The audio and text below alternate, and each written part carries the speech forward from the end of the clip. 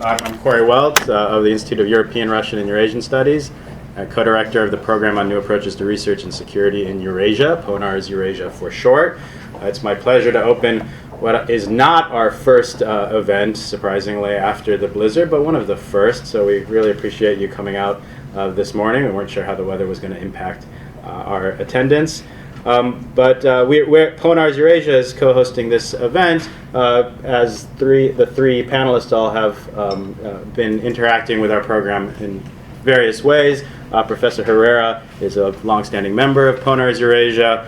Professor Kydd has come to a few of our events, I believe. And Fyodor Lukyanov is in one of his capacities is an institutional partner through his Russia and Global Affairs journal, which has been publishing PONAR's memos for the last several months, and we've been very appreciative of that. But those that have done the heaviest lifting for this event and who are responsible for the program are our colleagues in the working group on the future of U.S.-Russia relations. And in particular, we have with us today Professor Timothy Colton, who is the U.S. chair of the working group. He's the Morris and Anna Feldberg Professor of Government and Russian Studies and chair of the Government Department at Harvard University. He has a very esteemed bio, which I won't go into here, but suffice it to say he is one of our premier experts on Russian politics and Russian history, and a very valued colleague. So Professor Colton, I invite you to come and introduce the working group and our panel. Thank you. Thank you. Добрый день, Fyodor. Это Tim. Добрый день. So welcome to this event. We knew that there would be some issues with the timing. We're doing this in the morning. We would normally do it in the afternoon because Fyodor, our colleague from Moscow, is in Europe and wasn't able to get here for this event. So we didn't realize, of course, there was going to be a massive snowstorm, which complicated things further. But let's disregard that and get right to the business at hand. First of all, I would like to thank PONAR's, the Institute, and the Elliott School. They've hosted a number of these events. I don't know exactly how many. Cory and Henry would probably remember. It's at least a half dozen, 6 or 7. The project, as some of you have probably heard me say before, goes back a fair number of years now. I think we started in 2011. It was a different time. It was, for our two countries at least, it was the time of the so-called reset between Presidents Obama and Medvedev.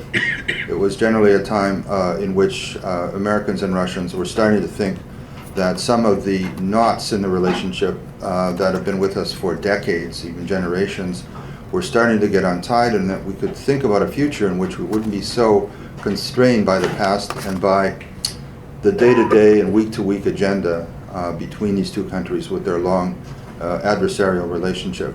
Well, that was in 2011. It turns out, of course, that history didn't quite meet our hopes, and that in the short term and in a variety of arenas, the state-to-state relations between the two countries actually got considerably worse. Not immediately, but everyone knows the story. 2014 was surely a low point in Russian-American relations going back to the early, I would think, the early 1980s, 1983 probably.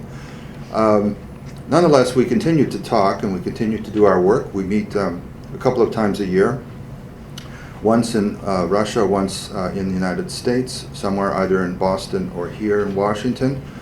A lot of what we do is just talking. We talk a lot, but one of the strong points is that the group is recurrent. There's a lot of continuity. Not always the same people, but there's a core of us who come and have gotten to know one another very, very well over this period of time. And that was one of the aims of the project at the outset. The project is supported very generously by the Carnegie Corporation of New York on the American side.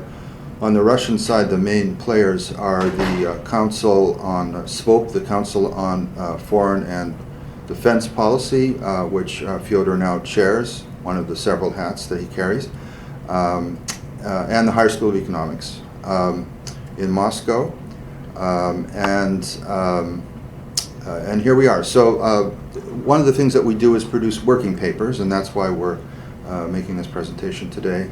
What we have managed to do is produce jointly authored working papers on topics of interest to the two countries. And this, as you can imagine, is not always the easiest thing to do, partly because we're all independent actors with our own points of view, and co-authorship is never the easiest thing. But we are also from two different countries that don't always have the best relationships, government to government at least.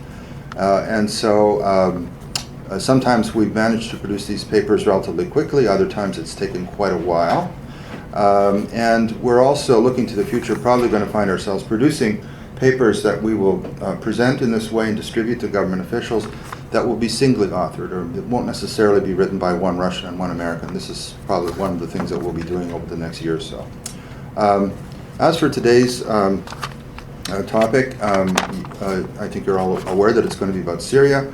The paper is fully prepared. The three authors in this case include one Russian and one American who have been part of this conversation from the very beginning. Yoshiko Herrera from the University of Wisconsin, Madison, who is a specialist on post-communist politics in Eurasia, especially in Russia. She's written 2 books and edited another one. She's known, I think, for her independence of mind and creativity, among other things. And she has been part of our group from pretty well the start. Fyodor Lukyanov, I've already mentioned one of the hats that he wears. He has a couple of others. He's a public intellectual, among other things.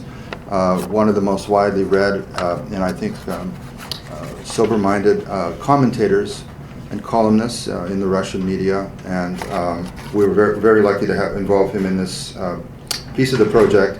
And along the way, we also managed to recruit Andy Kydd, also from the University of Wisconsin, Madison, who is a specialist in international security. He's published a couple of books, most recently, International Relations Theory, the Game Theoretic Approach, which gives away his what has built his reputation, which is the very inventive use of theory, in particular to game theory, to look at international security problems. So we have a trio, in other words, and not just a duo. And I think you'll see when you read the paper and hear today that the results have been very educational for us all. So without further ado, we're going to start with Yoshiko Herrera, then go to Fyodor, our Russian colleague, and then to Andy Kydd to wrap up, and Cory is going to do the moderating. But thank you again for coming, and I look forward to the discussion.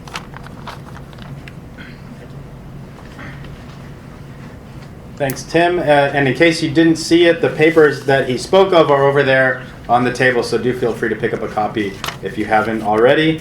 Fyodor, what we'll do now is we'll turn you off of the screen, but you should be able to still hear and see everything. So if you can't, let us know. One sec, just so we can make sure.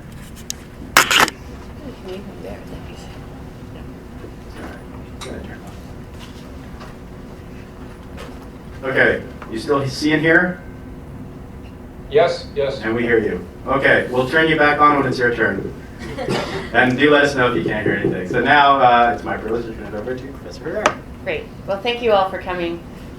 It's a nice experience to be able to share this work over the last few years with an audience in DC. The title of our paper is U.S.-Russian Interventions in Syria, Room for Cooperation or Prelude to Greater Conflict. And this paper is obviously about Syria, but the specific angle is on possibilities as well as challenges for U.S.-Russian cooperation. I'm going to speak a little bit about some of the historical overview and external events that have created the context for U.S.-Russian relations on this issue before turning it over to Fyodor, who's going to present the Russian perspective on the Russian interests in the region, and then to Andy Kydd on the U.S. perspective. Our approach here, in addition to looking at the overall structural context for cooperation, was to try to evaluate, to step back and ask what are the U.S. interests in the region and what are the Russian interests in the region, in order to use that potential overlap in interests as a basis for cooperation, but in the context of other factors. So I'm going to speak about some of those other factors first. Most people know the Arab Spring from 2011 created a sense in the region of political change that was happening in more than one country. With the fall of the Mubarak regime in early 2011 and other events in Tunisia, etc., in Syria, protests began also in 2011. There was also at that time the unusual UN Security Council agreement on the no-fly zone over Libya. And so 2011 sort of looks like starting out a kind of positive trajectory of something happening. It doesn't look too bad initially. But as 2011 goes on in Syria, instead of a peaceful protest leading to some kind of transition, instead there's a violent crackdown by the Assad government on the protesters. So it's clear already from mid to late 2011 that the trajectory in Syria doesn't look like it's going to be similar to some of the other countries. In 2012, the violence in Syria increases. The United States feels it needs to take a position strongly against the Assad regime, calling specifically for the removal of Assad from power. And this is the beginning of an explicitly clear difference, which was implicit before, in differences in U.S.-Russian approaches, and that the Russian approach was to support Assad and in general, to support regimes, support existing leaders, and not call for regime change, which is different from the U.S. But as 2012 goes on, not only is the violence increasing in Syria, but also the situation in Libya is not looking very good. That's the year, as everybody probably knows from the movie now, of the Benghazi attacks on September 11, 2012. There's a failed UN peace initiative in 2012. So although the situation is getting more serious and more detrimental to the population in Syria, the ability to end the conflict is also not looking very positive, because the United States is not particularly interested in getting further involved in that year, and the UN-sponsored process breaks down. 2013, violence continues, displacement continues, the Assad government is weakening, but there is a chemical weapons attack in that year, which many people think will be something that will lead to U.S. intervention. It looks very close to that, and then unexpectedly, the Russian side offers actually an opportunity to resolve that chemical weapons crisis by mediating the removal of chemical weapons from Syria. So actually, this is the first instance of a sort of unexpected opportunity for U.S.-Russian cooperation there, specifically on the chemical weapon issue. That's actually when we started writing this paper, was in 2013.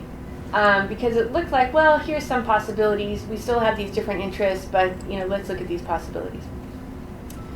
2014, most people understand this is the low point for U.S.-Russian relations because of the situation in Ukraine. The war in Ukraine leads to just the halting of any kind of not just halting of U.S.-Russian cooperation on Syria, but halting of really discussion of it. I mean, it's just not talked about as a real possibility at that point in 2014. There's another failed initiative, the Geneva II conferences in 2004, another failed peace initiative. And meanwhile, in 2014, the humanitarian situation in Syria is really ramping up, with hundreds of thousands of people killed by that point. And by the end of the year, as most people know now, leading up into 2015, virtually 1/2 of the population displaced by that point. So 4 million people having left the country, 7 million internally displaced, numbers still going up. So again, it's a year of increasing violence, displacement, and humanitarian catastrophe in the country, with not very good results at all in terms of international efforts to do anything to stop it. So in that sense, there's some similarity with 2012. 2015 brings some different things. So in certain ways, the Ukraine crisis becomes less severe for U.S.-Russian relations in terms of the attention that it's getting, both in the media as well as in policy circles. And then other events come to the fore that again suggest possibilities for cooperation. The refugee crisis this summer in Europe, and a crisis which has become not just a matter of the safety and security of those refugees from Syria, but also a threat to European Union relations and the stability of the European Union. But in addition, a problem of 2014 is the rise of the Islamic State. So as the situation deteriorated in Iraq, as the Assad government weakened in Syria, this created an opening for the rise of the Islamic State. So Islamic State rise, the refugee problems, and then a Russian-initiated intervention in September of 2015 to start using airstrikes. The U.S. had already started its airstrike campaign in 2014. So now there's a parallel effort, but towards different groups. But then towards the end of the year, events that lead again to thinking about cooperation, namely the bombing of a Russian plane flying out of Egypt, the Paris attacks in November, and strangely, the shooting down of a Russian plane by Turkey, which has an effect on this relationship in that by worsening the relations between Russia and Turkey, Russia's position on the Kurds has changed to be similar to the U.S. position in many ways. So whereas the U.S. is supporting the Kurds, Turkey is not supporting the Kurds, now Russia is supporting the Kurds. Foreign Minister Lavrov just a couple days ago in his annual press conference noted that the Kurds need to be part of any opposition talks, which are scheduled to happen.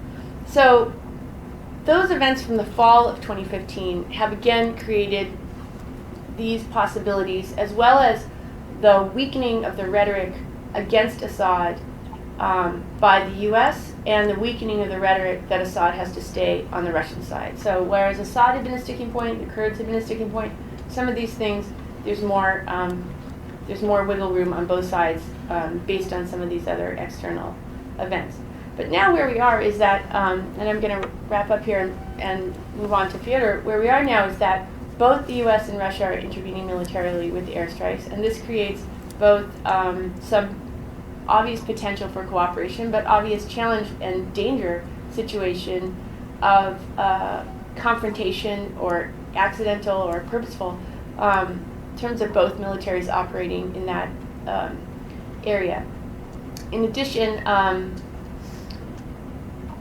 on the plus side, there was a UN Security Council resolution in December, just days after Secretary of State Kerry visited Moscow. There was an agreement on a UN Security Council resolution calling for ceasefire and talks, and those talks are supposed to begin in Geneva soon. There's controversy about which opposition groups should be invited, although it seems that the U.S.-Russian position on this is closer than it's been in the past. So with that sort of background, I'll turn it over to Fyodor to talk about the Russian position. Great. Thank you, Yoshiko. Before we get to Fyodor, you can hear us?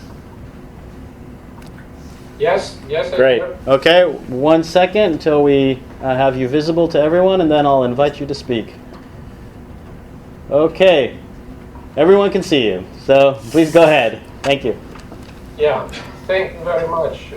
Hi, everybody, and I'm really grateful to have an opportunity to speak. Unfortunately, I could not make it to DC this time, but we already had an extremely successful presentation of this paper in Moscow in December, and I hope that the topic, which is more and more in the center of attention, will deliver that this paper will find interest in the US as well. I will shortly describe what was my part of this paper, and I should underline that the work was quite long and difficult, of course, because we started to discuss this paper, not this paper, but the paper on relationship between Russia and the United States vis-a-vis so-called humanitarian interventions or interventions at all.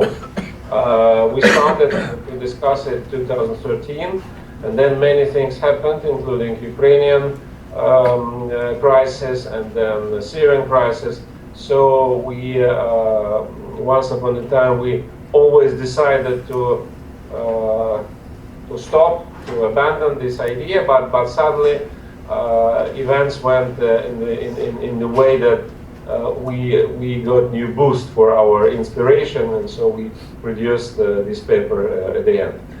So first of all, of course, the idea was to outline what are interests of parts in this very complicated constellation.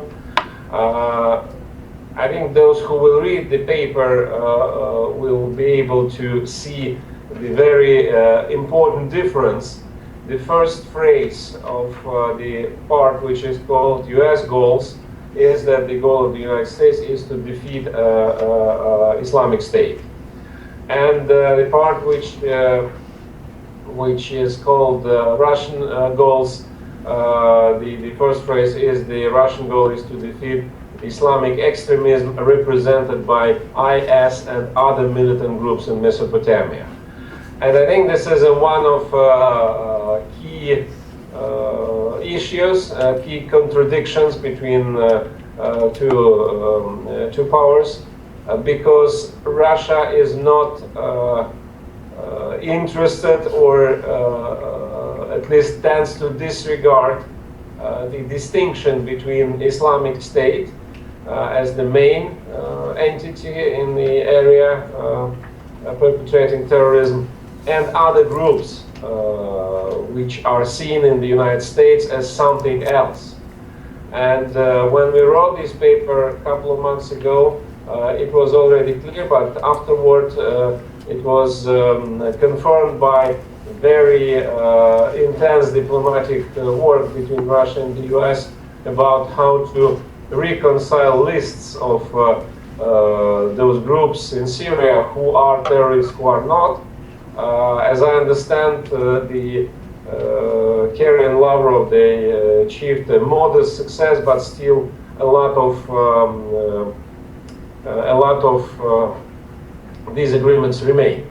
Anyway, Russian goal number one is really to stop spreading of Islamic extremism, which is seen a vital and very big danger to Russia, to the whole Eurasia, to Central Asia, which is very much connected to Russian security.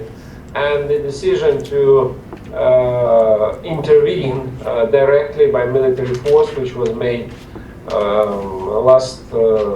probably last summer, was basically motivated by the fact that Russian side was not sure anymore that the government in Damascus was able to resist significant any longer, and without direct military help it would maybe fall by this time already.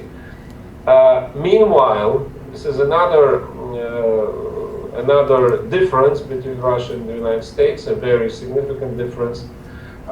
If you ask almost any of experts here dealing with the Middle East, all of those will say that whoever Assad is, and whatever we think about this regime, in this particular situation as now, to remove this regime would mean actually to open a very, very broad way to Islamic State to create a real caliphate with the capital in Damascus, which would mean something qualitatively different than the so-called self-proclaimed caliphate with the capital in Raqqa or Mosul.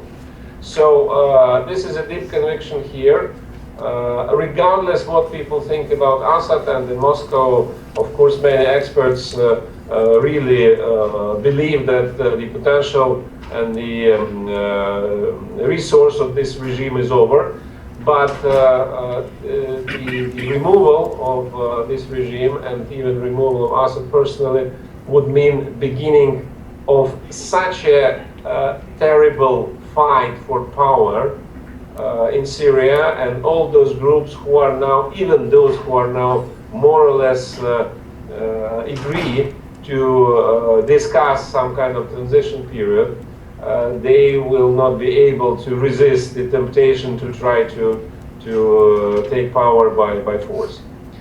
So this is I think two main disagreements: how to identify the decent opposition, and whether Assad is an obstacle for peace or the last chance for keeping Syria together. Of course, there are other motivations as well.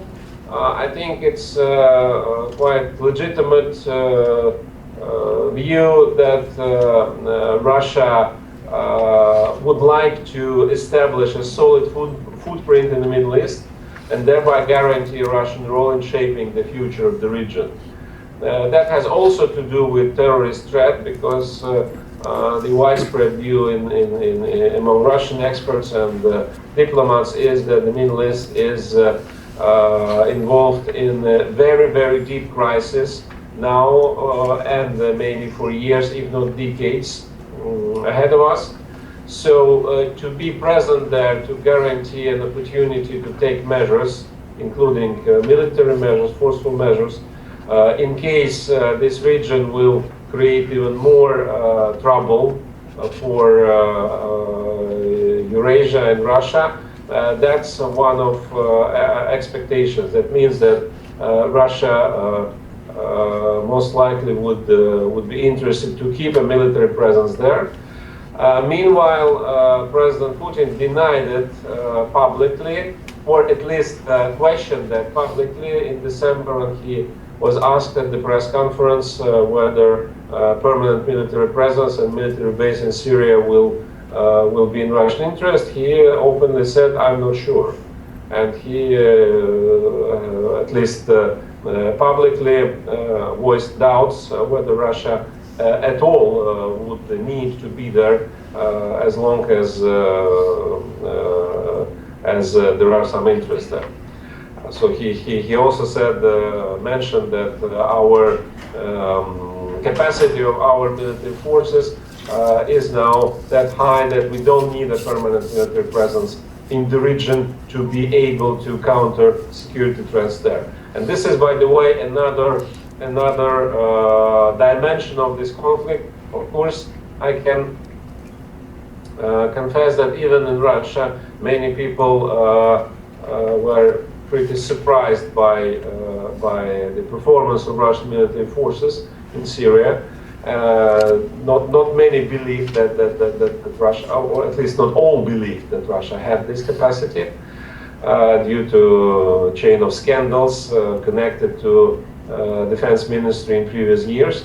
And of course, to demonstrate this capacity, to demonstrate new arms and new skills, that was certainly not the main goal, but a by goal by the Russian side. And of course, another very important component, and it should be taken into account, Yoi mentioned that in this description of the context, Syrian crisis and Syrian civil war is seen from Moscow not as an isolated conflict, but of course a continuation of the so-called Arab Spring, and in particular as a way to denounce the model of so-called settlement of Libyan conflict, which started almost at the same time as Syrian crisis, but we remember, of course, the way how it was managed by NATO and by the US.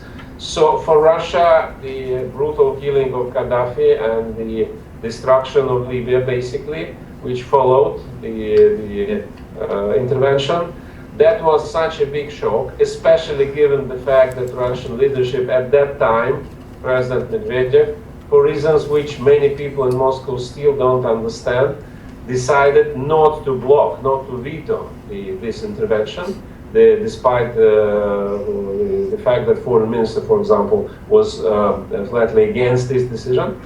The Syrian approach by Russian side was a way to show that Libya was an intermezzo, was an accident, and now U.S. and the West should simply forget about that any conflicts can be solved through regime change. And of course, it was a very important factor of Russian behavior. I stop there. If I may, later in the discussion, I would make a couple of very short points about this war at large. What is the stage today? Thank you. Thank you very much, Fyodor. And we'll keep in mind your later remarks as well. Now we'll be turning you off the screen, but you should still be able to hear us. And we're going to be putting a map up for Professor Kydd's portion of the discussion. And while we're doing that, I'll turn the floor over to you. Okay, thanks. And thanks again for coming. It's a great honor to be here. So I'm going to talk a little bit about the U.S. Perspective and U.S. goals in the Syrian crisis, and then talk a little bit about the extent to which they seem to be compatible with Russian perspectives and Russian goals, and where they seem to be less compatible. And then maybe conclude with a few thoughts about the way forward in Syria, and then we'll turn it over to discussion and question and answer. So in terms of the U.S. perspective and the U.S. goals, specifically about Syria anyway, I would say there's four sort of easily identifiable ones that sort of relate to each other and help reinforce each other in the perspective of the United States anyway. Number one is to defeat the IS, al-Nusra, the al-Qaeda affiliate in Syria, and other allied groups. And I think this deserves number one slot sort of in a revealed preference sense, and that the United States actually started getting involved militarily when the IS expanded its influence and became a major threat. Prior to that, we had not been willing to do so, although we came close with the chemical weapons issue, as Professor Herrera indicated. But it was really the advent of the IS that convinced the United States to get involved militarily. And so that's, I think, the number one driver in many ways. Number two would be ending the Civil War. And I think ending the Civil War has a lot of reasons that the United States wants to accomplish that. Going for it, it's the only way to resolve the humanitarian crisis, both within Syria, where millions of people are internally displaced and hundreds of thousands have been killed. But it also would solve or at least put a cap on the refugee crisis that's facing Europe today, and to some extent the United States, and contain the broader threat to the region, which the Civil War is posing. So ending the Civil War, I think, is number two. Number three, somewhat more controversially, is removing Assad. As Professor Herrera mentioned, in 2012, we decided and stated that it was our view that Assad had to go. That was shared by the Europeans as well. Assad is viewed as part of the problem.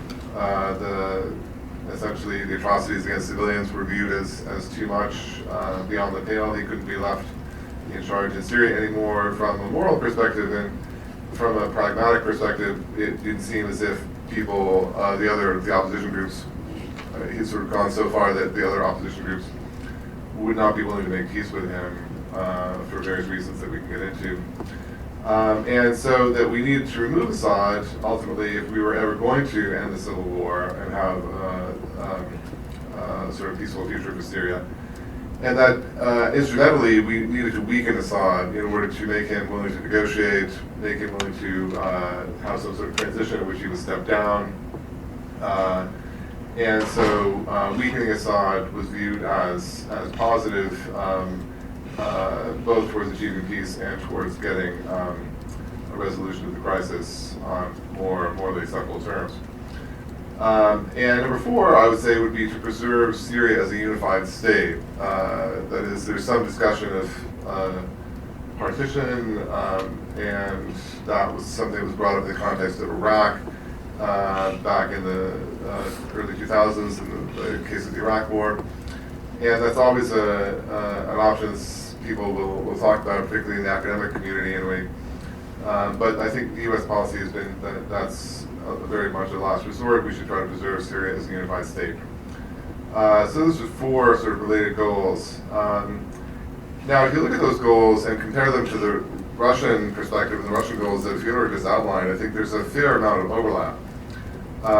They may be phrased differently, sort of come out from slightly different angles, but in many ways there is a lot of overlap. So for Fyodor, defeating Islamic extremism, including the IS, is sort of number 1. They would have a broader tent for who falls in the category of Islamic extremism than we do, so we disagree about whether there are any moderate opposition groups. The Russians don't think there are any real moderates in the fight. The United States is more willing to entertain that possibility. But basically, there's certainly agreement that the IS and al-Nusra are not moderates and ought to be defeated for very obvious shared reasons, right? The Paris attacks, the Moscow plane bombing.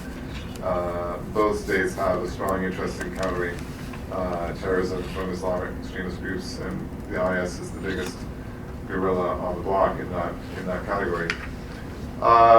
So I think there's agreement there. I think the Russians certainly agree that ending the civil war would be a good thing.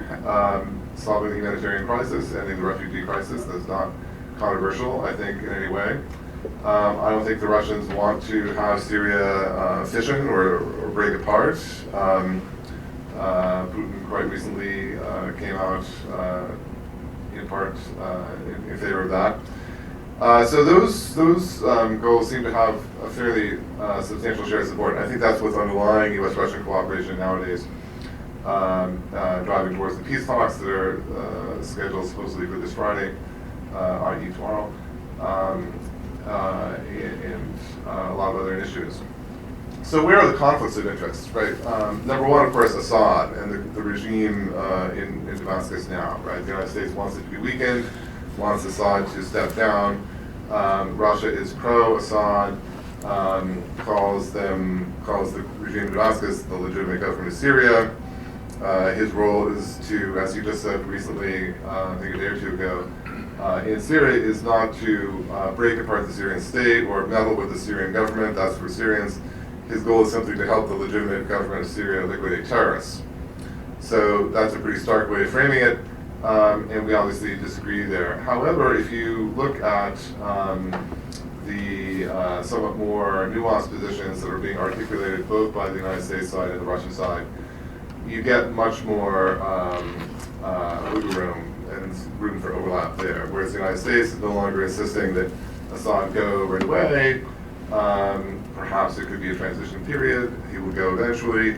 I mean, everyone dies eventually, so presumably that will happen. And the Russians are a little bit softer on whether Assad personally or Assad the family is really what we're talking about, or whether it's the regime in some sense. So I think that one is susceptible to compromise. And then there's some broader issues, right? There's the sort of geopolitical conflict, if you will, right? The sort of old-fashioned Russia wants to exert influence in the Middle East. The United States wants to curtail Russian influence in the Middle East. That's obviously a conflict of interest. And the question is, can we isolate this particular issue, and can the sort of local aspects of this, the counterterrorism aspect, the humanitarian crisis, et cetera, overcome that geopolitical struggle or not, which is going to take precedence. Now, it would appear in 2014, early 2015, that that the geopolitical struggle was going to dominate, and even with the Russian intervention, you might have thought that would dominate. But I think it actually opens the way, in some ways, to potential future compromise. And then there's sort of other issues and even broader issues, right? The other issues, of course, Ukraine being the biggest one, which poisons U.S.-Russian relations, enormously, sent us back to almost Cold War days. And then the biggest one of all, in some sense, which I think Putin is very much concerned about, right? Basically, the United States would like there to be some sort of leadership turnover in Russia, right? They would like Putin to step aside and have some free election and have somebody else in charge in Russia for a change. And of course, Putin and the Russian government dislikes all talk of regime change, color revolution, anything that smacks of the instability that happened in 2009 and other times in Russia and in other countries around the region. So there's that controversy as well. So I think the big question is, can the shared interests in the local conflict overcome the broader conflicts of interest that have been driving us apart for the past year and a half? One reason why I thought the Russian intervention, although it supports, of course, Russian influence in the region, and would seem to harm U.S. influence in the region to some extent, the United States certainly didn't welcome it. One reason why there's a little bit of hope in that is the sense that if you're actually going to try to resolve the conflict in Syria, you're going to need leverage, because the parties don't want to compromise. The parties are extremely suspicious, mistrustful of each other, with very good reason. There have been enormous humanitarian atrocities committed, and so if there is going to be peace, it's going to be, in part at least, a function of the leverage of external parties who want there to be peace. And so what this does actually is make the Assad regime dependent upon Russia to some extent. And that's actually potentially good if we think that Russia can be dealt with, and if we think that Russia will eventually exert pressure on the Assad regime in concert with the United States, on the other side, Saudi Arabia, Turkey, the other parties, to pressure the sides to come to some sort of agreement in peace talks of this kind. It strikes me as highly unlikely that the parties themselves, left to their own devices, would be able to accomplish that. So I have some broader thoughts about the future for Syria, these negotiations, what things might look like. But I think I'll leave it at that and see what people are interested in talking about. Perfect. Yep. Thanks, Andrew. Yeah, we have a few minutes. Fyodor, did you want to offer a few more thoughts before we open into discussion? Or would you like to go straight to discussion?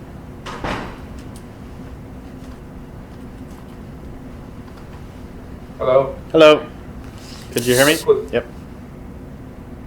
Yes, could say it again, please. Oh, I just wanted to know if you wanted to go right into discussion, or if you wanted to return to some of the remarks you wanted to conclude with. Yes, if it's very, very brief, I would just add a couple of observations about the general situation just now. I think what is partly in the paper, partly even beyond. First of all, I think we should not speak about Syrian conflict anymore, unfortunately. This is something else now. This is basically Middle Eastern war, where almost all possible actors are involved, directly or indirectly. Behind practically each group which is fighting on the field, on the ground, stays somebody, so some outside force, mostly regional forces, sometimes big powers, but somebody. And that makes the settlement of this crisis, on the one hand, even more complicated and even more hopeless than till now. But at the same time, it's absolutely needed, because if not, to settle this issue, it will be a spread of instability to the whole area.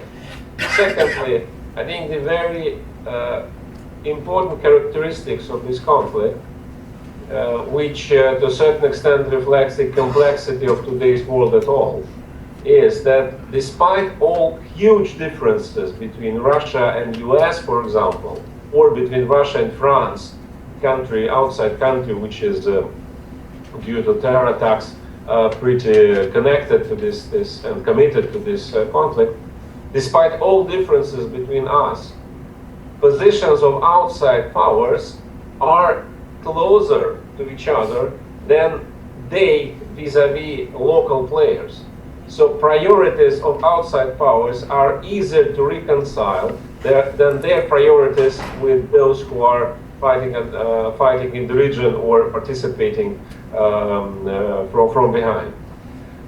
Thirdly, this is certainly the conflict which, in case of successful solution, might create a model for many conflicts in the future, many local conflicts, how to settle them, and that's why it's that important. That's why diplomacy is so much needed. And finally, I think it's another aspect, the paradox of local actors. The Turkey, Saudi Arabia, Iran, who else? Everybody who are involved. On the one hand, all those actors claim that outside powers are that bad that they intervene and destroy their region and destroy harmony and so on.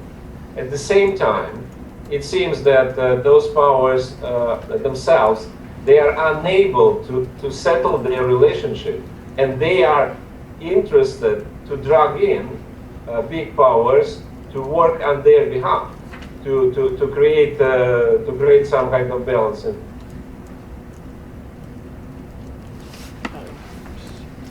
By outside forces, and we should not allow the situation. How is the American saying that walks are walk the dog? When dogs are operating not independently from parts of them. Yep, wag the dog. Great, thank you. I'd like to open up discussion with two related questions.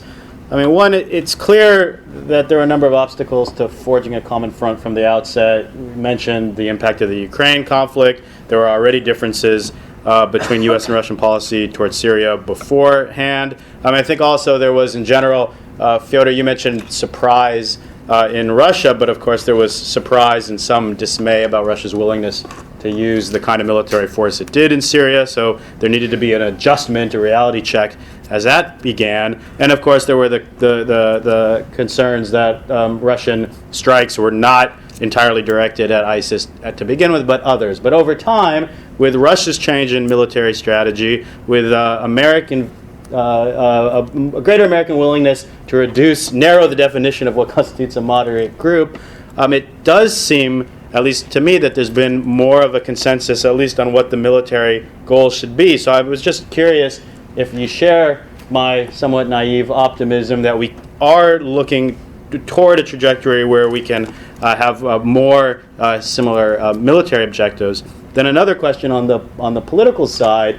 I want to sort of return to these issues that Fyodor was raising. Andrew, you had suggested that it would certainly at least be better if the Russians and the Americans had a common front, a common view on how to move the political process forward. But I want to ask you a little bit more if we risk overstating the influence of the United States and Russia, even if they work together, for the reasons that Fyodor had mentioned, both in terms of influence on the actors on the ground, but also our influence on the other important regional actors. And why don't we start with the room, and then we'll go back to you, Fyodor.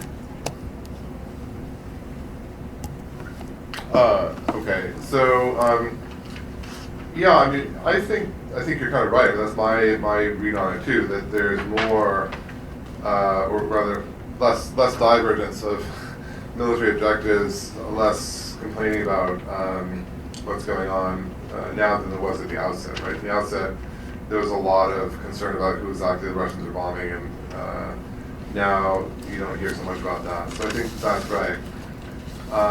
The question is Russian and U.S. influence actually limited, or not really strong enough to actually produce anything here? I think is a key one, an important one.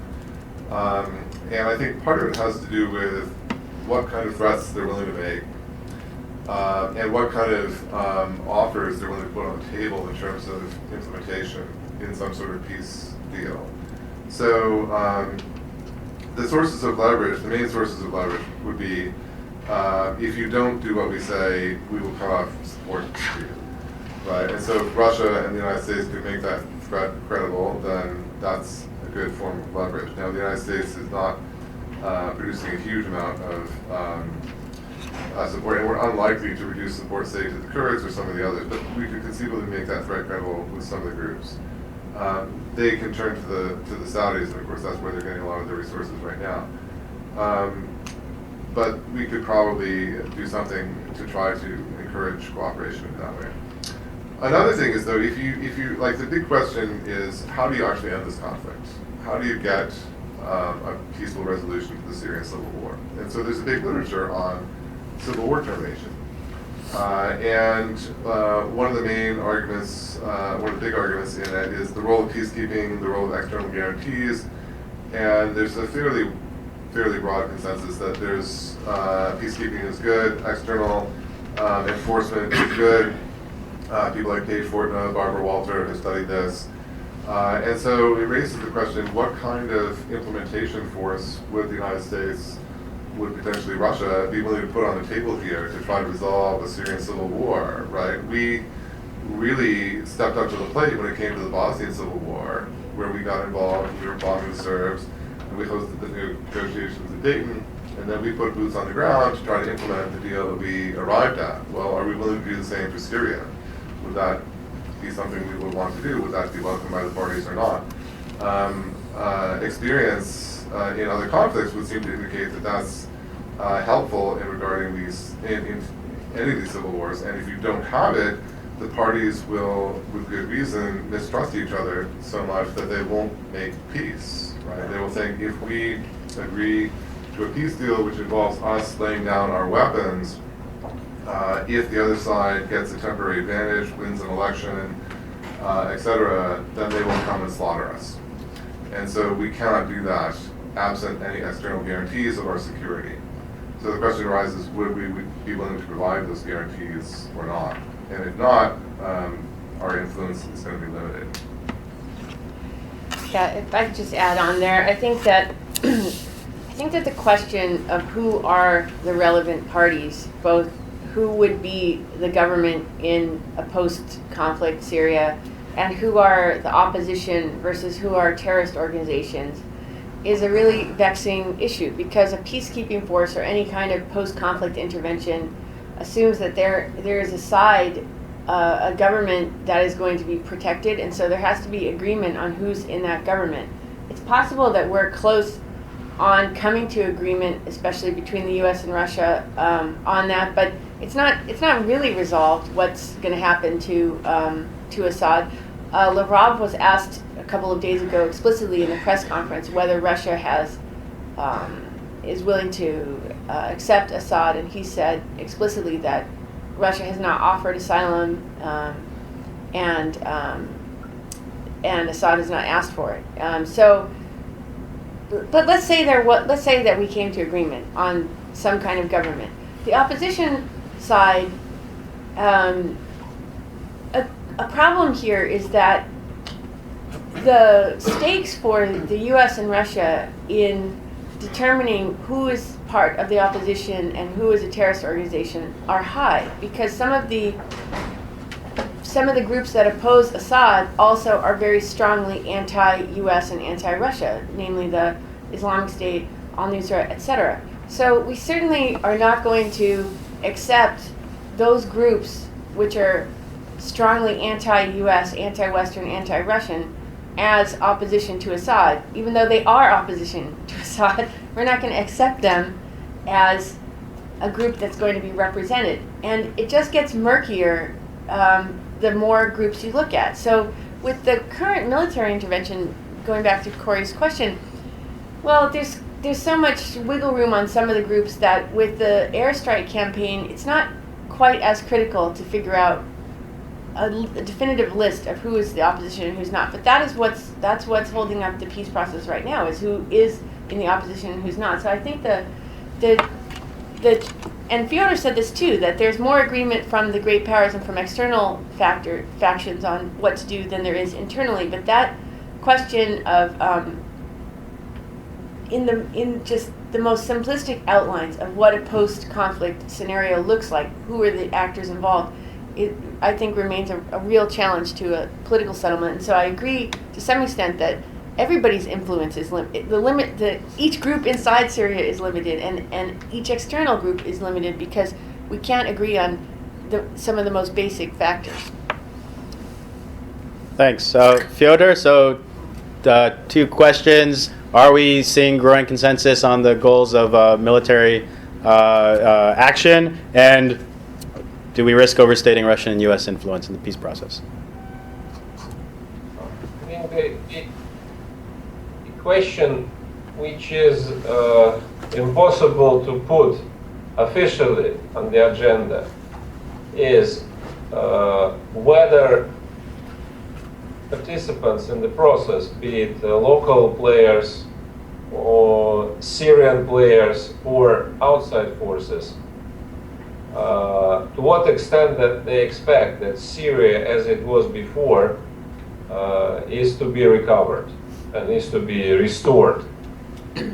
Of course, official position everywhere, the Russian position, US position, and others, is that there is no idea to talk about fragmentation, about partitioning of Syria. But among experts, I think there is a more or less consensus view that Syria of Hafez al-Assad has gone, so it will never be recovered. And then the question is, what should be the aim of outside forces and the biggest, like Russia and the United States? We cannot reconstruct Syria, I'm afraid. What we can do is maybe to unofficially, informally agree on the way how this territory, it might be called Syria formally, but will be governed in a very diversified way, how this territory might be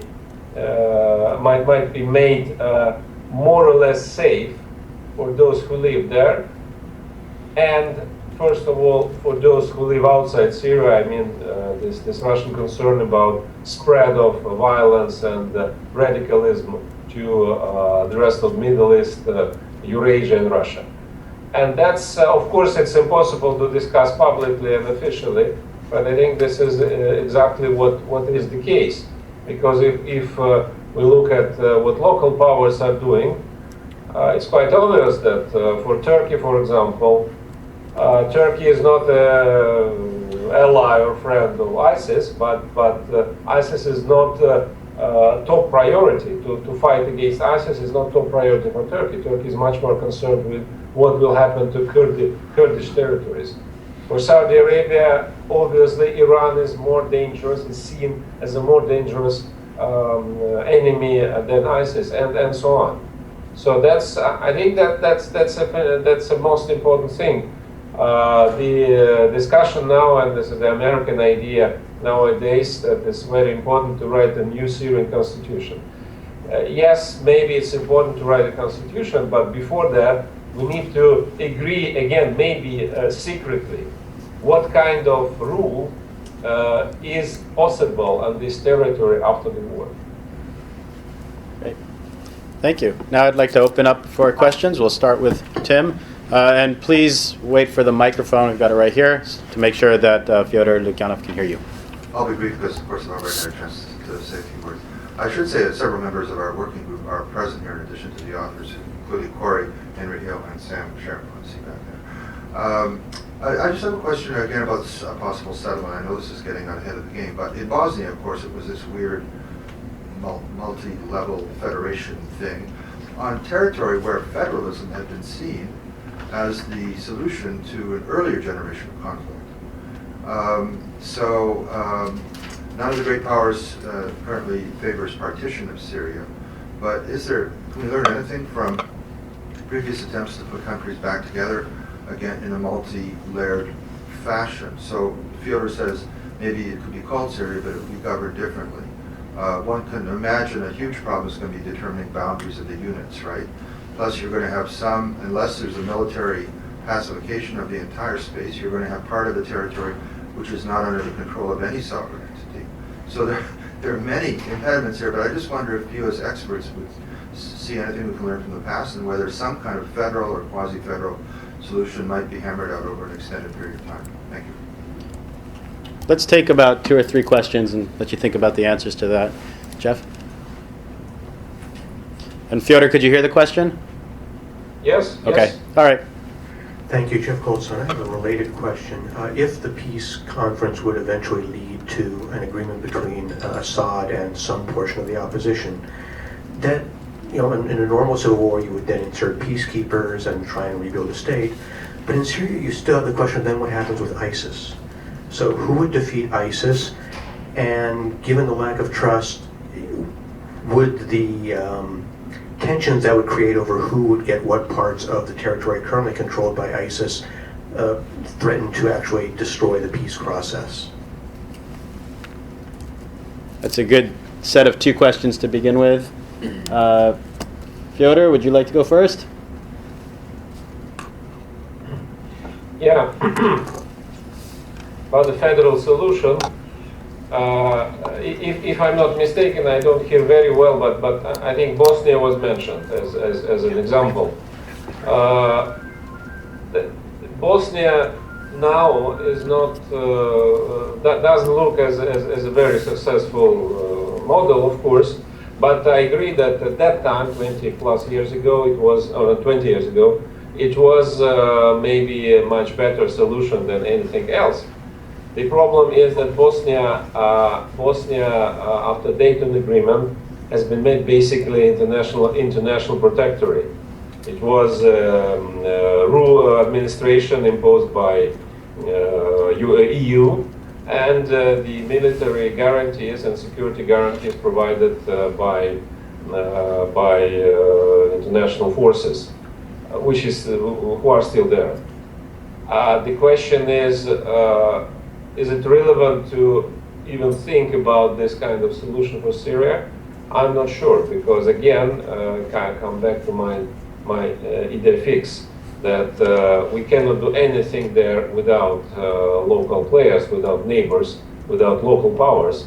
And I cannot imagine that they would be able to agree on that federal solution, that federal Syria, which would suit their interest, Turkish interest, Saudi's interest, Iranians' interest, Lebanon's interest, and so on. Another thing, and the second question was about ISIS.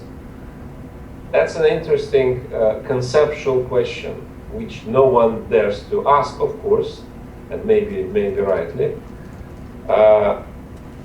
Is it the only way to communicate with ISIS, to kill them and to destroy them? Or it might be a situation, a case, when ISIS will become part of this federal solution. I'm sorry to pronounce this, but anyway. Because whether we like it or not, but ISIS controls a significant part of territory, both in Syria and Iraq. Of course, we see now intensification of strikes and military activities since Russia and the United States started this new phase late last year. I think the military pressure on ISIS is, of course, much bigger. But so what? Does it mean that we will be able to eliminate them? I'm not sure. And then again, coming back to this question, can we imagine federal solution with ISIS if they, for example, create something like IRA, so the so-called non-military, non-radical wing, political wing of ISIS? I think politically it's impossible to discuss, but intellectually, why not?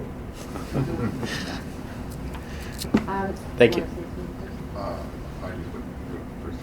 Well, okay, let me just say, I think that one of the fundamental problems is in the region is state weakness. And a question for us is, does federalism lead to state strength or greater weakness? ISIS, I think, is an opportunistic movement that is based in state weakness. It grew out of the weakness of the Iraqi state and then the weakness of the Syrian state. So I think Fyodor, provocatively has us thinking about, can ISIS be part of a federal solution? But I think we have to consider, what is ISIS? ISIS is made up, or IS, sorry, is made up of people who previously did not support the Islamic State per se, but supported something else. And people who have switched sides, in some cases significantly 3 or 4 times in the last few years. So can the people who are currently supporting the Islamic State, can we imagine that they would support something else? Yes, because we have evidence that they have supported other movements in the past. But the Islamic State is like piracy. It has an ideological element, but it's also fundamentally an outgrowth of state weakness. So in order to defeat the Islamic State as a movement, you need some kind of strong state. And that gets back to the support for the current regime, support for the Iraqi government, etc. Who else is going to defeat it? It's not going to be defeated by civilians, by individuals, by whatnot. It's going to be defeated by states with organized infrastructure and military. So I think that's one thing. On the federalism part, a lot of federal countries that work because they have actually a level of state capacity and state strength. So the challenge is to create a functioning federal system out of a extreme central weakness. And I think that's probably a harder job than creating a central state. Of course, there's lots of academic work on what kind of autonomy you might give regional actors, regional institutions, etc. So there can be more technical discussions of what kind of autonomy, but I don't think any federal solution gets away from the more fundamental question of solving the problems of the central state. And I just wanted to echo Fyodor's comment about the local regional powers, namely Saudi Arabia, Turkey, Iran, etc., Israel, that have interest in this region. And you can look at the Iraqi situation, the problems of state weakness in Iraq, the growth of Islamic State in Iraq, the problems that Iraq has, and those are just magnified with the extreme weakness of the state in Syria. So we don't have agreement by local powers on a solution for Iraq, and that should give us pause about the potential for solving that in Syria. So I think some kind of differing levels of autonomy or power sharing or something like that, it's conceivable, but there's just this larger question of the state in general. Just a couple of thoughts. So on Tim's question about Bosnia and history, federalism is not going to work in Syria. I think 2 analogies. One, as Fyodor pointed out, so Bosnia has these very long-term international implementation monitoring forces still there. It's very difficult to imagine that that's going to fly in Syria, at least that those people are going to be Europeans. I mean, it just smacks of colonialism to too great an extent. So I don't think the Europeans or Americans would be willing to put up with that sort of burden over the long haul. So that may have actually not be an option, at least long term, maybe possible to do it short term. But an interesting and very local analogy might be to Lebanon, right? So Lebanon, you had a sectarian civil war that went on for a very long time with many different small parties that has been kind of patched together. It's not great, it's not ideal, but it's much more peaceful than it used to be. So I think that analogy would be well worth studying more closely to see how the Lebanese have accomplished that and how that fared. In terms of the question about the IS being sort of left out, I think it's interesting that even the UN resolution, which is saying, we need a peace process, we need to compromise, we need to get all the parties together, says IS, of course, is not part of this, right? We're going to kill it. So even the UN, which is the most sort of Pollyanna-ish pro-peace sort of place you could be, thinks the IS is beyond the pale. I mean, the analogy I draw there is to Cambodia, right? You've got the Khmer Rouge. And the Khmer Rouge were offered the choice to come in and did for a while and then withdrew before the election. And so ultimately, that peace process went forward and the Khmer Rouge were defeated. So that offers at least a somewhat optimistic reading of what might happen here. Of course, in that case, the peace process was essentially hijacked, one might say, by the party that actually lost the election. But nonetheless, the civil war has not resumed. So I actually think, I mean, in international relations, at least, it's a truism that having a common enemy brings people together. And so if IS can be perceived as a common enemy, I mean, the problem is they don't, again, as several people have pointed out, a lot of people don't like the IS, but they don't consider the IS their number one enemy. They consider somebody else their number one enemy. But if they can make peace with each other, then perhaps the IS will become everyone's number one enemy. And the spoils that would be available in terms of getting their territory could encourage cooperation over defeating them. More questions? If you can wait for the mic. Thanks. Thanks. I believe that earlier Dr. Herrera mentioned that the Turkish, or it might have been a different panelist, that the Turkish shoot down of a Russian plane had brought Russia and the U.S. at least a bit closer together on the Kurdish issue. I'm wondering if the panelists think that Russia is perhaps even more, at this point, even more supportive of the Kurdish faction in Syria than the U.S. is, to the extent that it would, in and of itself, be able to support a Kurdish state or a de facto Kurdish state in Syria within a federal solution or within a de facto non-existent Syrian state that consists of several and de facto independent entities, and what Assad's, if there's any indication of what Assad's opinion of Kurdish autonomy or independence is, and whether the Russians are in a position to change his position on that. Thanks. We'll take another question.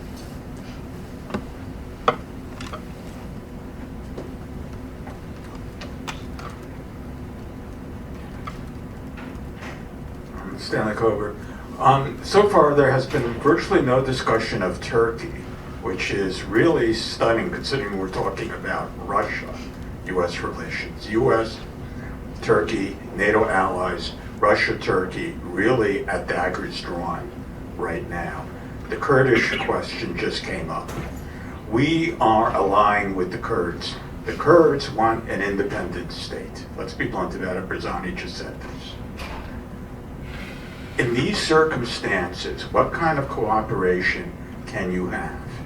You are not going to get Turkey to agree to an independent Kurdish state.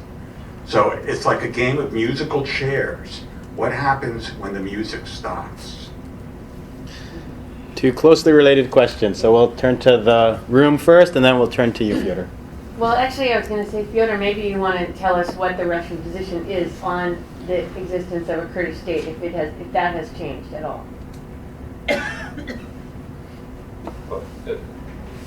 Excuse me.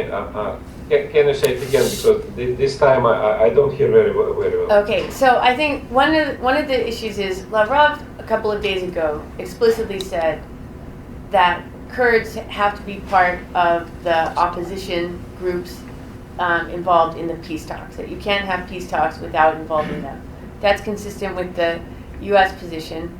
That was a red line for Erdogan in Turkey, saying Kurds could not be involved. So at least Lavrov was willing to cross that red line. But I guess the question, Fyodor, is Russian position so far as to, is there support at all in Russia for the support of a Kurdish state, an independent Kurdish state? I don't think I have any right to claim that Russia has a position in support of Kurdish statehood, because it's certainly officially not at all. Unofficially, actually maybe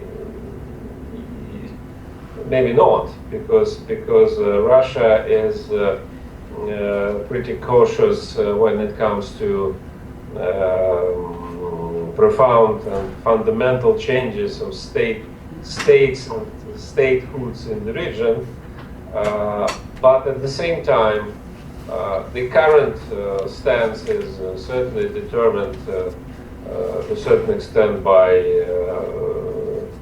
well-known conflict between Russia and Turkey. And some of positive words about Kurds started to sound just after this tragic incident of Russian plane. And so in Russia we have very interesting public sphere where people of unclear origin, called experts, they say crazy things on television all the time. And that was to me extremely terrifying to listen to debates on Russian television, how we can help militarily to Kurdish groups to undermine Turkish state and so on. So of course it's not an official position, it's rather a show business, but quite characteristic. At the same time, Russian experts and Russian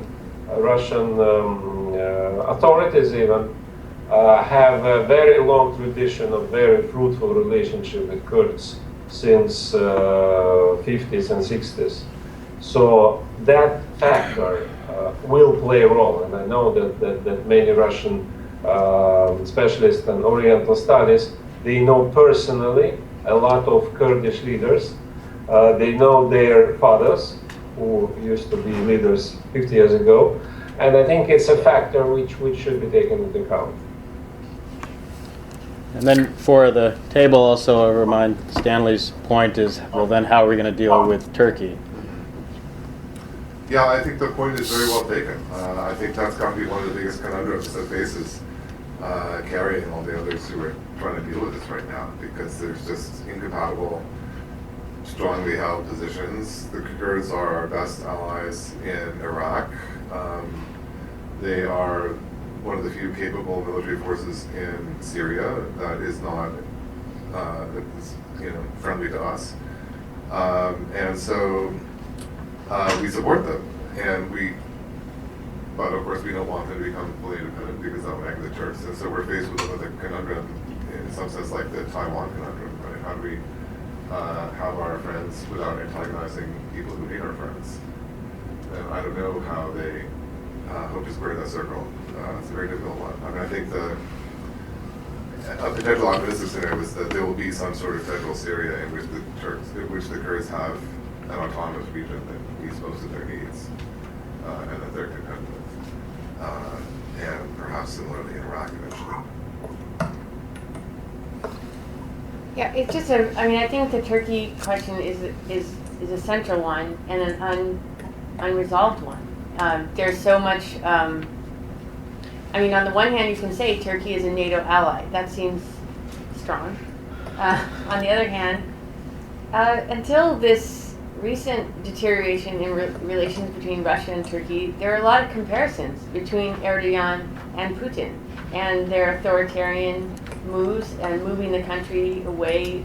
Putin clearly has moved the country away from democracy, and Erdogan doing similar kind of thing in Turkey, and undermining a lot of the moves that he made towards reconciliation with Armenians, with Kurds in the early part of his regime. So Erdogan was looking like a problematic figure, and then this has only exacerbated that, because to the extent, only in 2014, when U.S.-Russian relations were so poor over Ukraine, the support of Turkey in NATO is absolutely critical because of the Black Sea. So it's not irrelevant to the relationship between the U.S. Turkey's role is not irrelevant to the relationship between the U.S. and Russia because of its NATO connection and because of its physical location. And it's not a sort of background, unimportant issue for Turkey. The Kurdish issue within Turkey is so important and central to the strength of the Turkish state, and we certainly don't want a weakening of Turkey in addition to the weakness of the other states in the region. So I don't have an answer, but I think you're bringing up just an unresolved important question here. Or maybe the solution is a independent Kurdistan except for the Kurds in Turkey. Whether that would be sustainable or not over time would remain to be seen. Why don't we go ahead and take one more question?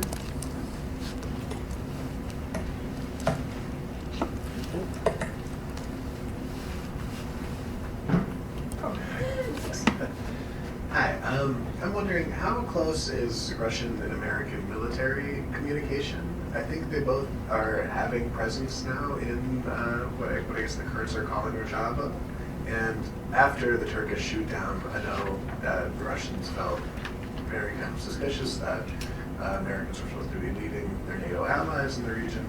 But in October there was the deconfliction protocols that were signed. So I'm just wondering, is communication closed between the militaries? How close do we know about that? Does that pose any problems? Thanks.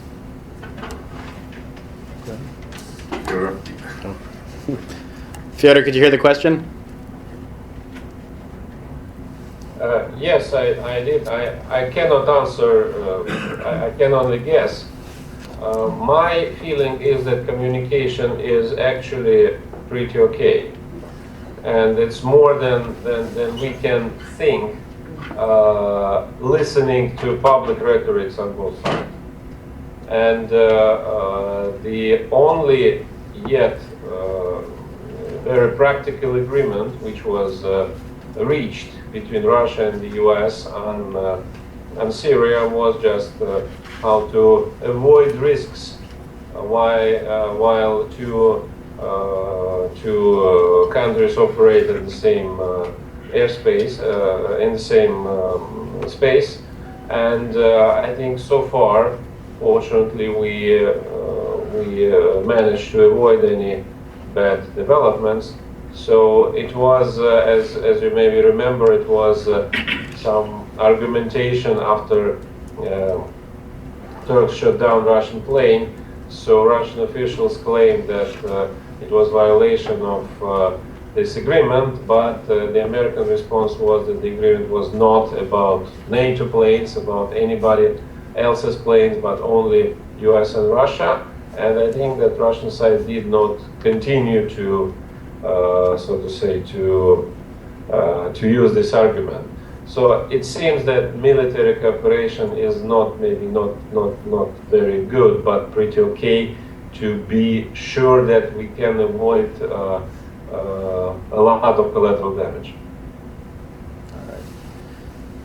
Okay, well, with that, I think we've run out of time. I do want to congratulate our three authors and the working group for this wonderful and stimulating paper. I think what's come clear from the paper and from the presentations is that there is a narrowing of the gaps between the Russian and American perspectives. Not 100%, there's still issues to work out, but still a much more positive perspective than we had in earlier months. But at the same time, you've clearly pointed out that there are a number of challenges that at this point seem practically still to be insurmountable, even with a growing consensus of views between the U.S. and Russia. So a lot of work ahead. But thank you, and thank you especially to you, Fyodor, for joining us by Skype. We appreciate you taking the time out of your schedule to do that. So thank you, and please join me in thanking all of our panelists for a great talk.